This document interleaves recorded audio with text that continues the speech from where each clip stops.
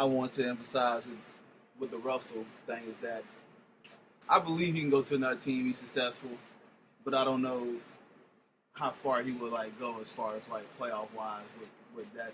I don't know if he would up a team to 50 wins. Right. I don't know if he can go to a mediocre team. Say Minnesota. Yeah. Some mediocre team. Jazz. I don't know if he could go to them and elevate them enough to be a 50-win team. I don't know if he can do that. Can Kevin Durant go to another team and make them a 50-win team? Yes, I think he could do that. But I don't think Russell could do it. But they was talking about, well, Rose can do it. I was like, well, you got to look at who's, first of all. No, Derrick Rose cannot go to another team and make them a 50-win team. Bar none, hands down, no, he can't. They was talking about because he had one with Tom Thibodeau, and look at the talent he had around him. Too. They were a defensive-minded team, and he was the only one that played offense. Yep. And he knew what he had to do within his system. He can't just go to another team, though, and score all these points and make his team into a 50-win team. He can't do it. Right. Just like you could take John Wall away, and he couldn't go to another team. There's only a few guys that could go to a team and make them a 50-win team. Yeah, I totally agree with that. But they do got some nice pieces around him. Reggie Jackson is who I think is going to be. He's going to lead the team as a free agent. Someone's going to sign him and offer him a contract. So that'll be interesting to see how that goes that route. But they need to figure a balance out here. And I thought they should have really got a post player. Ibaka is getting a little too jumper heavy for me recently. I know you developed a jump shot, but you don't want to fall in love with it. And he's getting a little longer in the tooth. Yeah. So that's the thing. He's got the shot. Use it in your arsenal. Them injuries are in his head, though. A lot of guys, when they hurt something, it's in their head. Even years and years and years later on down the road, it's still in their head. So their game completely changes. Gotcha. Them injuries will make your game completely change. You won't do some of the stuff you used to do. Okay. Now on to the Spurs. Are you worried about them? Not talking about Vince Carter, though. That dude's still doing it.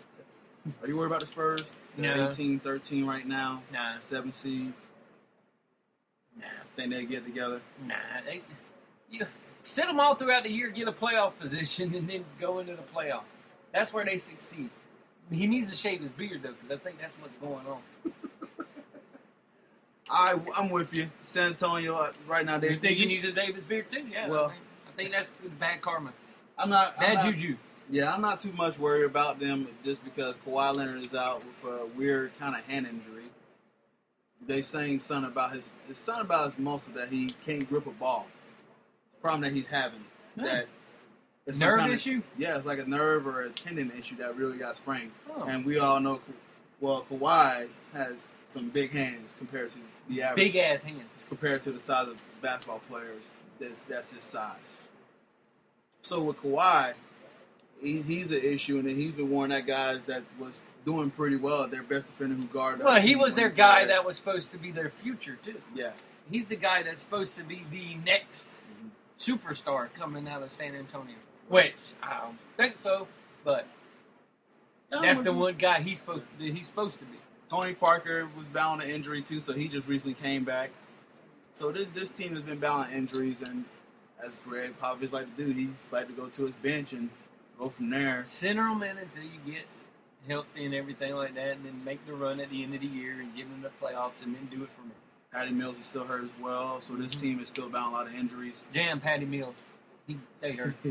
Chris Joseph has been doing a pretty good job as the point guard. Not a fan of Patty Mills. Not a fan of Patty Mills. Not a fan at all. He's a little energizer bunny. Not a fan of him at all. A little Aussie, huh? Boy. Let's move on and talk about the Cleveland Cavaliers Little and the bugger. Miami Heat. Little bugger. LeBron James makes his return to Miami after a successful 4 years there. Best part, though, during the pregame thing, it was like, yeah. This is during the introductions. It was like, yeah, man. Oh, who? Not a lot of boos, not a lot of cheers. It was just ho hum. Yeah, it was. I blame it because half the people still wasn't there yet. But yeah, the reaction was kind of mixed when they called his name every night, Dad. And I mean, LeBron said he was a little nervous about coming back. He didn't know what kind of reaction he was going to get. But Unless there are some fans that appreciate what he did. Because he couldn't understand Spanish. The guy to my right here, I'm sure he appreciate LeBron, but like I said, Kevin just moved on from the situation and focused on his basketball team. Exactly. Don't worry about it anymore. But speaking of Kevin, they made the video. Mm-hmm. The video was nice, and then you see him wave, and almost get a little teary. Yeah, I almost got a little teary eyed. Yeah. So I was waiting for him to photobomb Wade's post game show at the post game interview at the end of it, but he didn't. But he was waiting on him. Yeah. Good game. Dwayne Wade, 31 points, went off. Told y'all he wasn't done, didn't I? Told you. Luau Deng is the dude that had the ball game, though. He had the ball game. He played his tail off this game. Defensive end, offensive end, every which end. Yeah. He played his tail off. Dean had 8 rebounds, 8 assists, so he was very efficient that way and did a good job on LeBron James. And he had 20-something points. Contain him at least, making the shots a little bit difficult and everything for him. So Dwayne Wade, this guy, Dwayne Wade vintage. I keep waiting for him to say, oh, okay, well, I know he's a little bit injury prone, so I'm worried he's going to hold up. But so far, so good. I got no complaints. Boy, that was a fun game to watch, too. The environment was very intense, but it was very fun to see how LeBron come at it. This is basically what you use these crypto games for, stuff like this. When Skip Bayless must just like trolling people or something, because he put it afterwards. This is the type of game Dwayne Wade needs to play every night. I'm like, bitch, the motherfucker's averaged 23 points a game this year. He's like 23, 6, and 5 this year, and you're going to tell me he can't do it every night when he's been doing it every night? I'm like, get the hell out of here, dude. God almighty. And Chris Bosh is still injured. Yeah, Chris Bosh is still injured. Roberts is out for the year. Mm-hmm. And they got their disabled veteran exception, I guess you want to call it. Yeah, they got their money back. So, yeah, it was a fun game to watch. I did thoroughly enjoy it. I think that Miami is still from what I see, they're doing pretty darn good on the defensive side of the ball. Mm-hmm. And so they're still competent.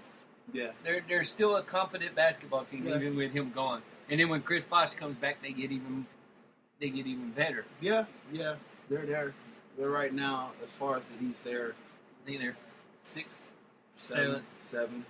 So I expect Milwaukee to fall because I know they're having some injury issues, but so I mean they can definitely move up here. So this whole beginning of the season here is a little bit messy right now because of teams that are overachieving and some teams that are it was only opening day, so I know, Kevin. It's only opening day, so I mean we really ain't got to talk much about the Lakers in Chicago. It was a blown out. Lakers suck. I know Gasol had a nice moment. He went to go hug Derrick Rose. But what I did see a picture on the internet. That was pretty cool. Kobe, not Derrick Rose. Derrick Rose is on his team. That's what I meant. Thank you for correcting me. Okay, I got you. So, I know you saw the picture where it says, once a brother, always a brother. Mm-hmm. That one was pretty cool. Had them two hugging and then Dwayne and right. That's what was a brotherhood, so that was pretty cool to see. But as far as that, see a woman with Chris Bosh in the background and said, "What about me?" No, poor guy. So, but Chicago won 113-93. Should have made it where he was counting his money behind him. Gasol against his former team, 23-13. So, I mean, you know what, they blown him out, so there's no really talk about it. Lakers shot him 40%, so that kind of gave the story there. And Kobe wasn't in there to jack shots, so. Everybody else was.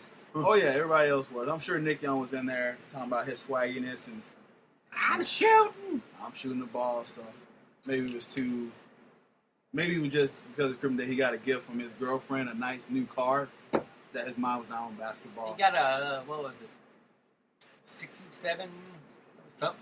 Yeah, it was a nice car. It was an old car. Yeah, it was an old classic. All right, Golden State Warriors 86, the Clippers 100. Golden State is 0-2 in the Staples Center the last 2 games. Couldn't beat the Lakers. Couldn't beat the Clippers. And they're going cold as far as shooting. And that's what happens. What did I tell you?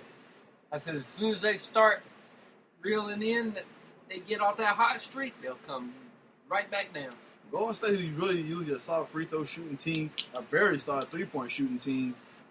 Ouch, 21% from 3-point land and 54% from the free throw line. That just spells unsuccessful. And as far as look at the Clippers, they shot 39%. They sucked even worse. And they still beat them. They made a few more free throws. That's true. And threes.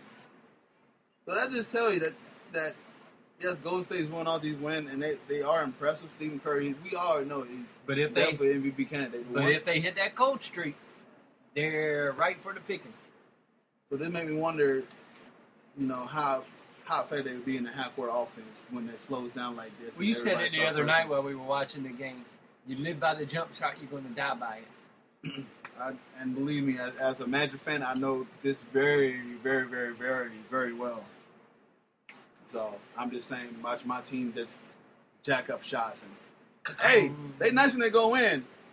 Once you start missing, it's a tragedy. So, but are you concerned about the Warriors sliding here, or do you think?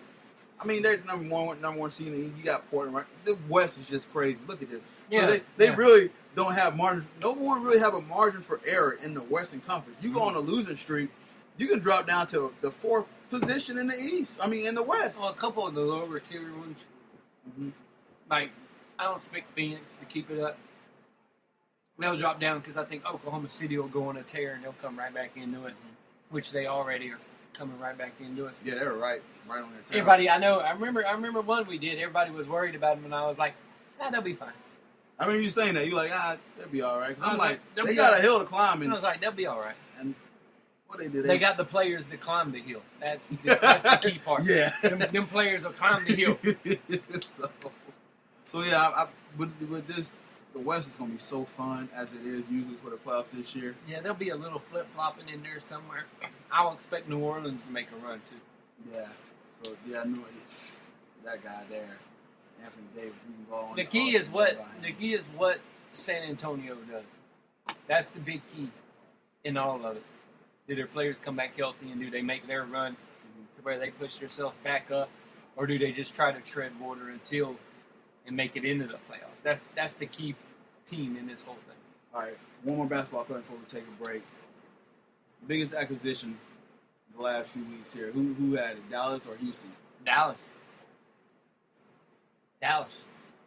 Fits perfect. Monte Ellis goes back to his natural position.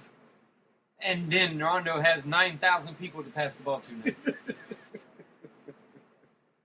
And he actually can play defense on their best guard, which is definitely something that he's not a great defensive player. Mm-hmm. Everybody always got him say he was good because of the one steal thing he makes, but he's really not that great of a defensive player. But he was better than what they had, so it'll definitely be.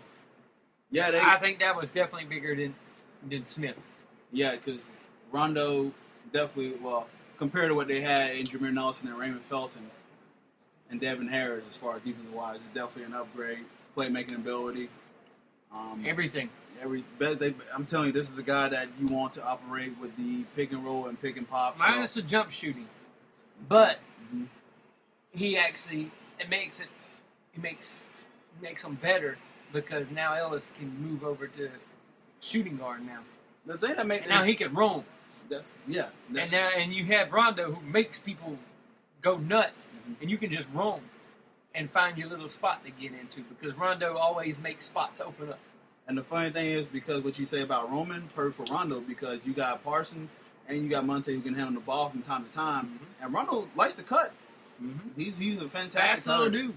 So he's a fantastic little cutter. So if they want to go ahead and give off of him, Monte Ellis get the ball, and you just have Rondo moving. And he's got 3 people to fucking throw the ball to behind the 3-point line. Exactly. Three. You got 3. You got Tyson Chandler guarding. So you got someone that can guard the post and someone that is a decent offender on the perimeter.